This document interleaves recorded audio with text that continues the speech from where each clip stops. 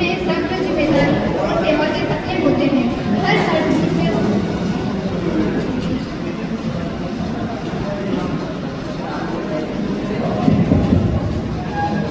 इसमें her heart beat पर नजर, हर सांस का ख्याल, नर्स के बिना अधूरा है हर हॉस्पिटल का हाल।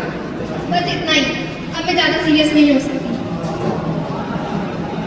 अब मैं बहुत डिसेंट लड़की हूँ, मैंने कभी किसी से लड़ाई नहीं की, लेकिन एक बार हो गई और वो मेरे को अभी तक याद है। अभी स्पोर्ट्स में गए थे अपन के, तो उसमें मेरे को सर ने बोला सडनली आकर कि आपको एंकरिंग करनी है स्पोर्ट्स में। तो मैंने पहले तो बोल दिया कि हाँ कर लूँगी सर। फिर हमारी क्लास की लड़कियों ने लड़ाई कर ली उधर जाकर। अब मैं फ्लो में जाकर उधर जाकर मना करके आ गई, सर मैं तो कोई एंकरिंग नहीं कर रही। अब वो मेरे को रिग्रेट रह गया, लेकिन कल ही उसी ग्राउंड में हमारी क्लास की लड़कियाँ उसी ग्राउंड में जाकर खेल रही है। ये तो हमारी सेल्फ रिस्पेक्ट है, क्योंकि हम लोग नर्सिंग में जो आ गए तो यही हमारी सेल्फ रिस्पेक्ट है। तो अब हम आते हैं उन सर पे जिन्होंने हमें मॉड्यूल्स में धकेला है, क्योंकि उन्हीं की वजह से हमारा आर्ट ऐसे निकल के आ रहा है कि कोई सोच भी नहीं सकता। बाकी ग्रुप की मैं बात नहीं करूँगी, अपने ही ग्रुप की बात करूँगी। हमें दिया गया था डायलिसिस, हम लोग बनाकर ला रहे हैं वॉशिंग मशीन। अब ऐसा आर्ट निकल के आ रहा है कि लोग सोच रहे हैं वॉशिंग मशीन है या डायलिसिस, बट क्या करें, अब उनका हम कंप्लेन भी नहीं कर सकते, क्योंकि उन्होंने अपनी कॉलेज लाइफ में जितना स्ट्रगल किया है उतना तो हमने कभी सोचा भी नहीं है। अब कोई आसान बात थोड़ी है गर्मी में कूलर लगाकर सोना या सर्दी में कंबल ओढ़कर सोना।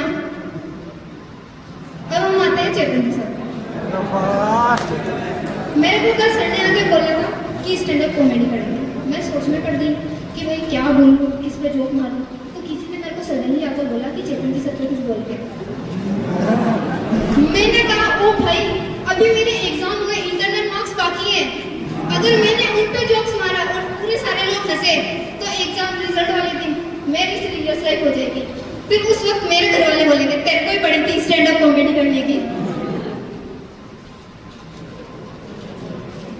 पिछली बार मैंने टीचर्स डे पे हॉस्टल के बारे में कुछ बोल दिया था कि खाना अच्छा नहीं आता, कॉकरोचेस आते हैं, ऐसा कुछ बोल दिया। उन्होंने कुक चेंज कर दिया।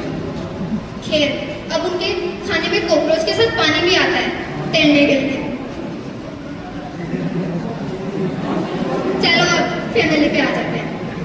मेरे कोई कज़न है, तो उन्होंने बोला कि तू बीएससी नर्सिंग कर रही है। मैंने बोला हाँ। तो उसने बोला कि चल मेरे साथ हॉस्पिटल चल, क्योंकि उसको डायरिया हो रखा था। मैंने कहा चल ठीक है। वो गया डॉक्टर के पास, उसने बोला डॉक्टर मेडिसिन लिख रहे हैं। अब पता नहीं मेरे अंदर से क्यों आधे डॉक्टर की आधना चाहती थी, मेरे बीच में बोलने की आदत। डॉक्टर साहब इसको पैरासिटामोल दे दो।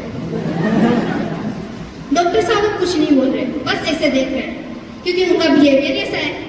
फिर भी मैं चुप हो गई।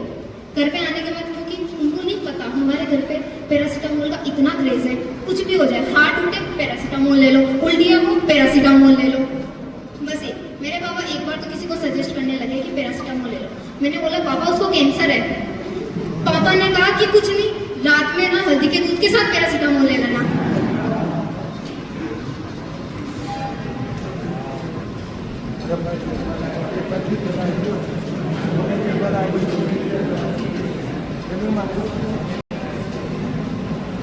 अब सबसे तो मैं जो मेरी फीमेल्स फ्रेंड्स हैं उनको मैं जो फ्यूचर नर्स बनेगी उसके लिए सेलेक्ट करना चाहती हूँ, क्योंकि एक तो इतना टफ प्रोफेशन है उनका, ऊपर से वो डेड बॉडी के पास बैठे लूडो खेलेगी।